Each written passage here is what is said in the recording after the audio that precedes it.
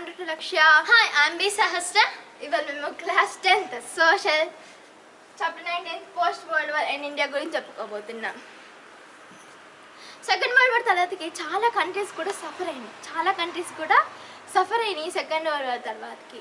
1700 cities, ఇంకా 31,000 industries, 70,000 villages, ఇవన్నీ కూడా చాలా సఫర్ అయినాయి.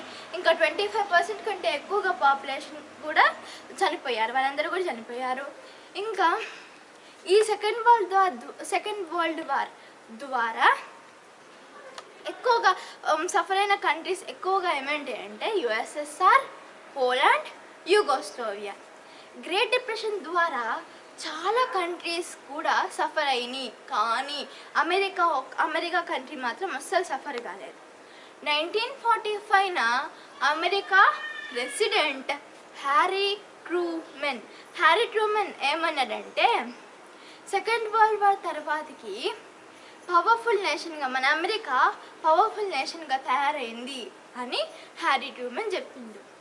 ఈ సెకండ్ వరల్డ్ వార్ తర్వాతకి 3 ఇంపార్టెంట్ పాయింట్స్ని తీసుకొచ్చారు.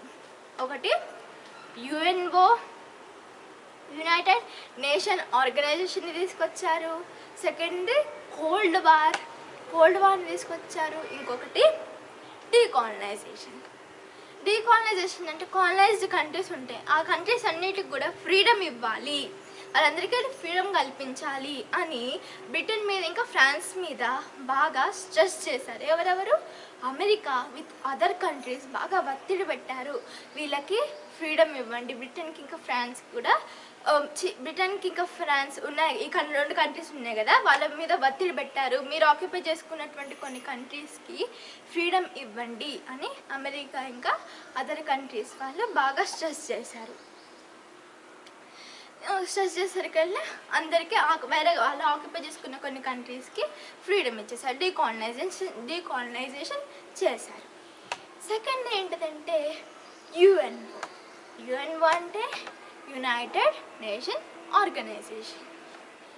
బ్రిటన్, ఫ్రాన్స్, చైనా, యుఎస్ఎస్ఆర్ ఈ కంట్రీస్ 5 కంట్రీస్ కలిసి ఒక డ్రాఫ్ట్ని ఫామ్ చేసుకుంది. ఈ డ్రాఫ్ట్లో వీళ్ళు ఏమనుకున్నారంటే ఈ సెకండ్ వరల్డ్ వార్ మనకి ఈ సెకండ్ వరల్డ్ వార్ ద్వారా చాలా కంట్రీస్ సఫర్ అయినాయి కదా, సెకండ్ వరల్డ్ వార్ ద్వారా చాలా కంట్రీస్ కూడా సఫర్ అయినాయి. ఈసారి ఒకవేళ వార్ కనుక వస్తే సఫర్ అవ్వకుండా మంచిగా పీస్ఫుల్గా జరగాలి, మాట్లాడుకొని ఆ వార్ జరగాలి అనుకొని ఈ డ్రాఫ్ట్ ఏర్పాటు చేసుకున్నారు. వాళ్ళందులో ఒక ఆర్గనైజేషన్ ఏర్పాటు చేసుకోవాలని అనుకున్నారు. కాబట్టి వీళ్ళు ఏర్పాటు చేసుకున్నారు ఏంటిది, యుఎన్ఓని ఏర్పాటు చేసుకున్నారు. ఈ యుఎన్ఓ ఎందుకు యుఎన్ఓలో ఏమేమి ఉంటాయంటే పీస్, సెక్యూరిటీ, ఇంకా హ్యూమన్ ఫెసిలిటీస్, ఇంకా హెల్త్ ఫెసిలిటీస్ ఉంటాయి, improving education, problems of poverty, providing justice, ఇవన్నీ ఈ యుఎన్ఓలో ఉంటాయి. యుఎన్ఓ ఫామ్ అయిన ఫస్ట్లో ఓన్లీ 51 కంట్రీస్ వరకే ఉంది, కానీ ఎప్పుడైతే 2014లో చూస్తే 193 కంట్రీస్ ఉన్నాయి. ఎన్ని కంట్రీస్ ఉన్నాయి? 193 కంట్రీస్. 2014లో చూస్తే 193 కంట్రీస్ ఉంది. నెక్స్ట్ ఇప్పుడు ఇందులో ఈ యుఎన్ఓలో సపరేట్ డిపార్ట్మెంట్స్ ఉన్నాయి. టోటల్ అందులో 6 ఆర్గన్స్ ఉన్నాయి. ఓకే, ఈ 6 ఆర్గన్స్ ఏమేమంటే మనకున్న ముందే peace, security, improving education, health facilities, problems of poverty, providing justice, ఇవి 6 ఆర్గన్స్ అనుకున్నాం. ఇందులో మనం ఇప్పుడు మళ్ళీ చూసుకుంటే ఇంటర్నేషనల్ కోర్ట్ ఆఫ్ జస్టిస్ ఇది ఎక్కడ ఉందంటే ద హేగ్లో ఉంది. Next the world health organization ఇది జెనీవాలో ఉంది. The united nation educational, scientific and culturals ఇది ఎక్కడ ఉందంటే ప్యారిస్లో ఉంది.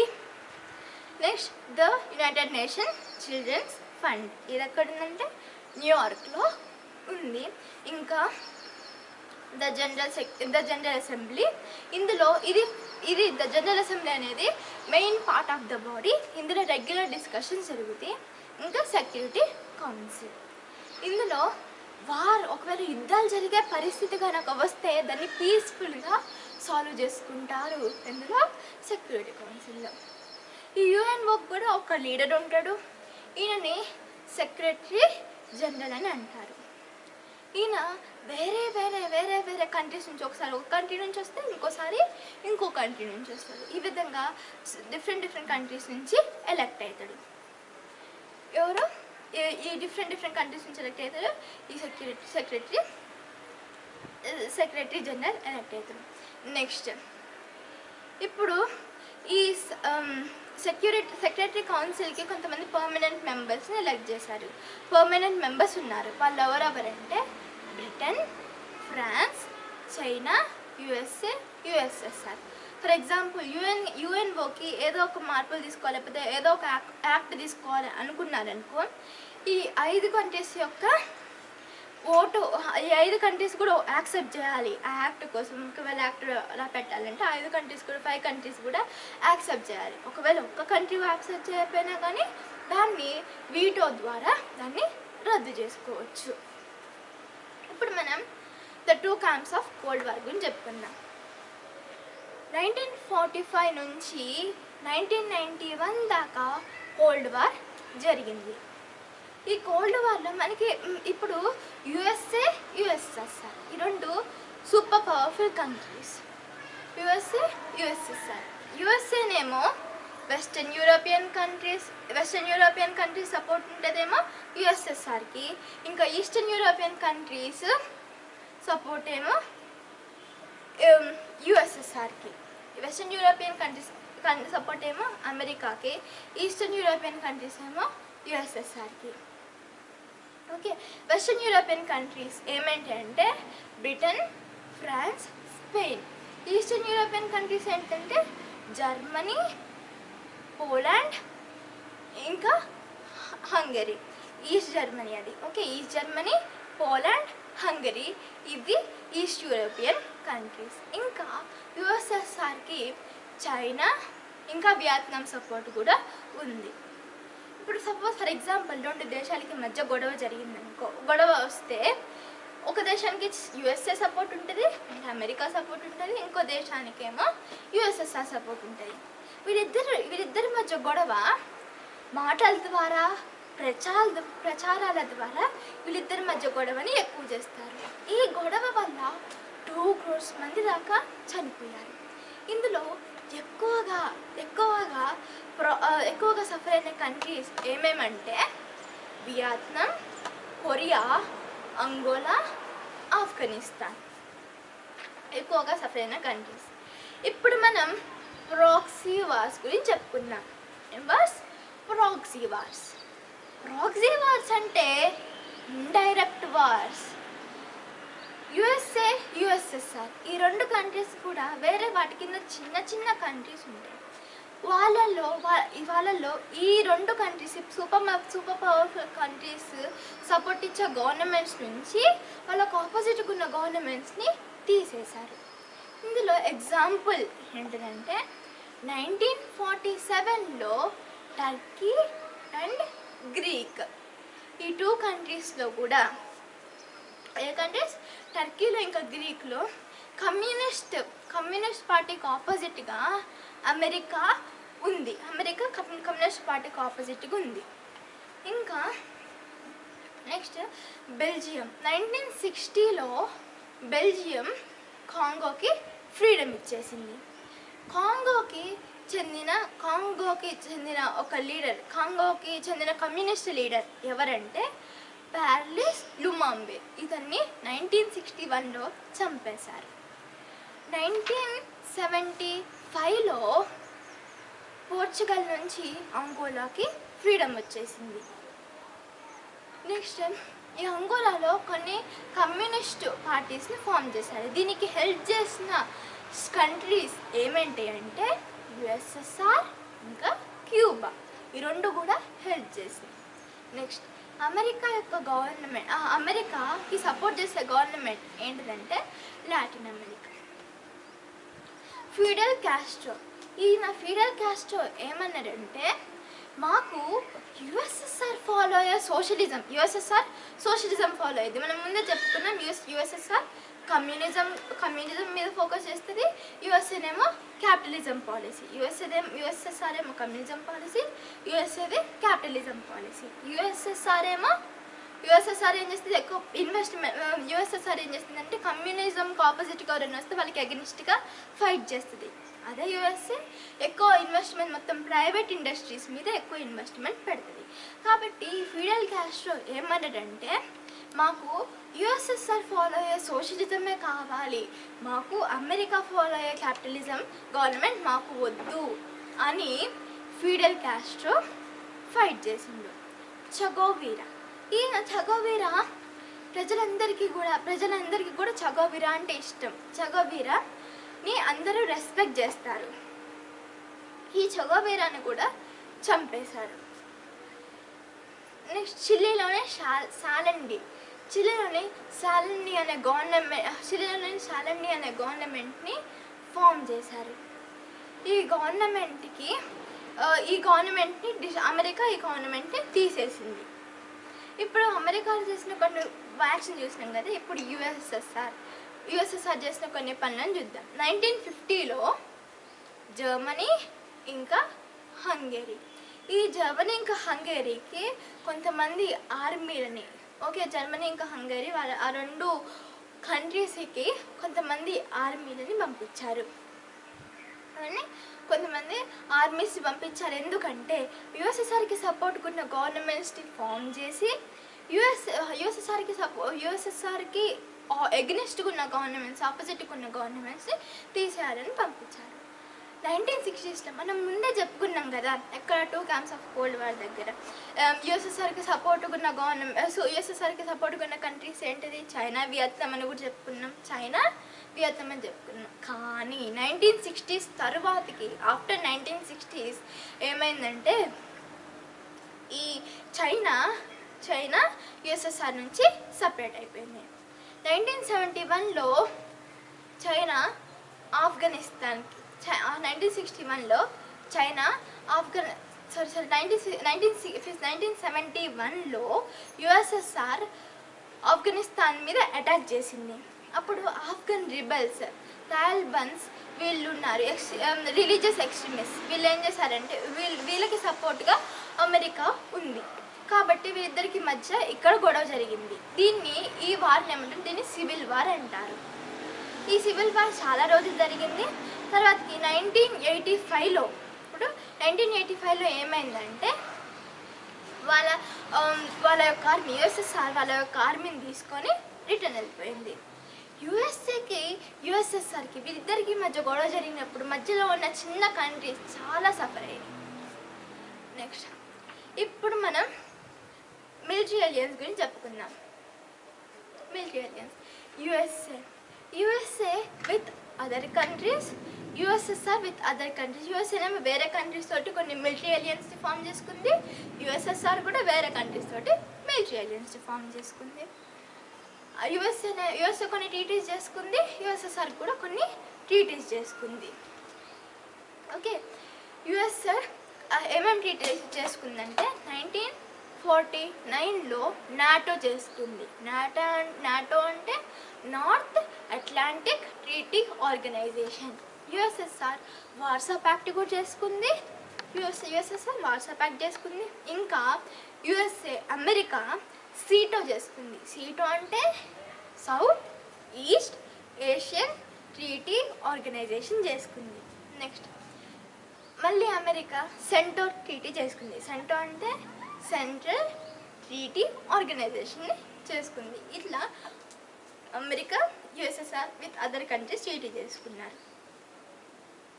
నెక్స్ట్ ఈ రెండు సూపర్ పవర్ఫుల్ కంట్రీస్ కదా, వీళ్ళిద్దరు గొడవ పెట్టుకునే టైంలో ఇంకా వేరే కంట్రీస్ వీళ్ళకి సపోర్ట్ ఉంది, కానీ వీళ్ళు డెవలప్ అయ్యారు. సూపర్ పవర్ఫుల్ కంట్రీస్ కూడా డెవలప్ అయినాయి. ఏ విధంగా డెవలప్ అయినాయి అంటే, ఫస్ట్ వాళ్ళకి కొన్ని ఆయిల్ రిసోర్సెస్ కావాలి, మినరల్స్ కావాలి కదా, కాబట్టి ఈ ఆయిల్ రిసోర్సెస్, మినరల్స్ ఇవన్నీ కూడా వేరే అదర్ కంట్రీస్ నుంచి, వాళ్ళకి సపోర్ట్ ఉన్న కంట్రీస్ నుంచి తీసుకున్నారు. నెక్స్ట్ వాళ్ళకి అమ్ముకోవడానికి ఒక వేరే వాళ్ళు వేరే దగ్గర అమ్ముకున్నారు. ఇంకా వాళ్ళకి ఇన్వెస్ట్ చేసుకోవడానికి ఒక మంచి ప్లేస్ దొరికినట్లు వాళ్ళకైంది. ఓకే, ఈ సూపర్ పవర్ఫుల్ కంట్రీస్కి మంచి ప్లేస్ దొరికినట్లు అయింది అమ్ముకోవడానికి, లేకపోతే ఇన్వెస్ట్ చేసుకోవడానికి, దాచిపెట్టుకోవడానికి. ఇంకా military bases to launch their troops and weapons. ఇంకా ఫోర్త్ ఏంటంటే టు స్ప్రెడ్ దేర్ ఐడియాలజీ. వాళ్ళ ఐడియాలజీని, వాళ్ళ మిలిటరీ అలియన్స్ మీద యొక్క ఐడియాలజీని స్ప్రెడ్ చేయడానికి కూడా వాళ్ళకి యూజ్ చేసుకున్నారు ఆ ప్లేసెస్. నెక్స్ట్ మిలిటరీ ఏలియన్స్కి కొంచెం ఎకనామికల్ సపోర్ట్ కూడా దొరికినట్లయింది. కాబట్టి ఈ విధంగా వీళ్ళు డెవలప్ అయ్యారు. సూపర్ పవర్ యుఎస్ఏ ఇంకా యుఎస్ఎస్ఆర్ ఈ విధంగా వీళ్ళు డెవలప్ అయ్యారు. నెక్స్ట్ ఇప్పుడు యుఎస్ఏ యుఎస్ఎస్ఆర్ ఆర్మ్స్ అండ్ వార్స్లో యుఎస్ఏ ఇంకా యుఎస్ఎస్ఆర్ వీళ్ళిద్దరికి మధ్య యుఎస్ఏ యుఎస్ఎస్ఆర్ వీళ్ళు కొన్ని పవర్ఫుల్ వెపన్స్ తయారు చేసుకున్నారు. ఏమేంటి అంటే weapons, missiles, arsenals of devastating nuclears, ఇవి వీళ్ళిద్దరు యుఎస్ఏ యుఎస్ఎస్ఆర్ తయారు చేసుకున్నారు. వీళ్ళని చూసి బ్రిటన్, ఫ్రాన్స్ వీళ్ళు కూడా కొన్ని వెపన్స్, ఆర్సనల్స్ ఆఫ్ డివాస్టేటింగ్ న్యూక్లియర్స్ని వీళ్ళు కూడా తయారు చేసుకున్నారు. ఈ యుఎస్ఏకి ఇంకా యుఎస్ఎస్ఆర్కి వీళ్ళిద్దరికి మధ్య గొడవ ఎక్కడి దాకా వెళ్ళిందంటే అంతరిక్షం, స్పేస్ దాకా వీళ్ళిద్దరికి మధ్య గొడవ వెళ్తుంది. నువ్వు ఫస్ట్ శాటిలైట్ లాంచ్ చేస్తే నేను ఫస్ట్ శాటిలైట్ లాంచ్ చేస్తాను అనుకుంటా గొడవ అయింది. ఫస్ట్ శాటిలైట్ లాంచ్ చేసింది ఎవరంటే యుఎస్ఎస్ఆర్. ఫస్ట్ శాటిలైట్ లాంచ్ అయింది స్పేస్లో. ఫస్ట్ శాటిలైట్ లాంచ్ అయిన స్పేస్లోకి ఆ శాటిలైట్ పేరు ఏం పేరంటే Sputnik satellite. First man to go to space ఎవరంటే యూరీ గగారిన్.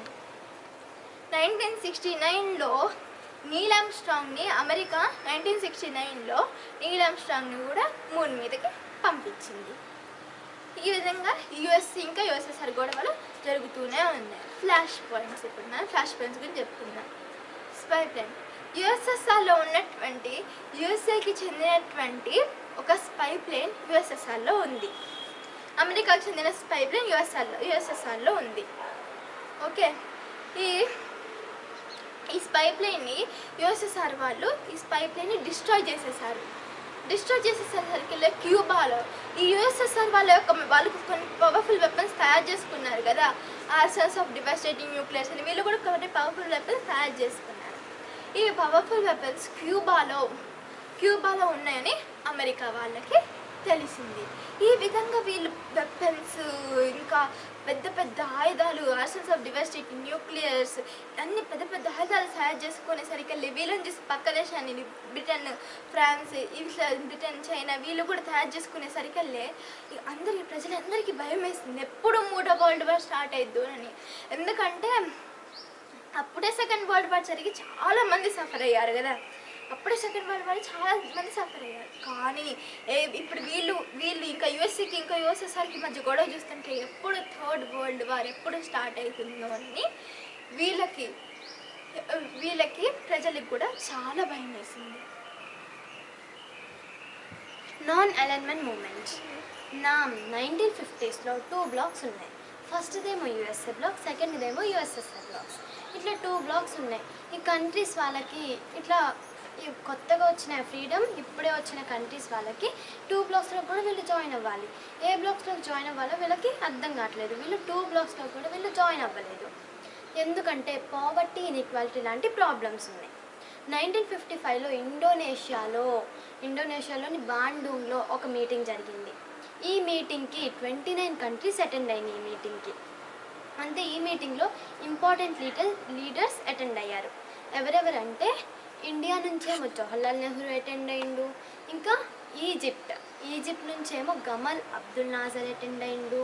యూగోస్లోవియా నుంచేమో జోసెఫ్ బ్రిజ్ టీటో ఈ మీటింగ్కి వీళ్ళు అటెండ్ అయ్యారు.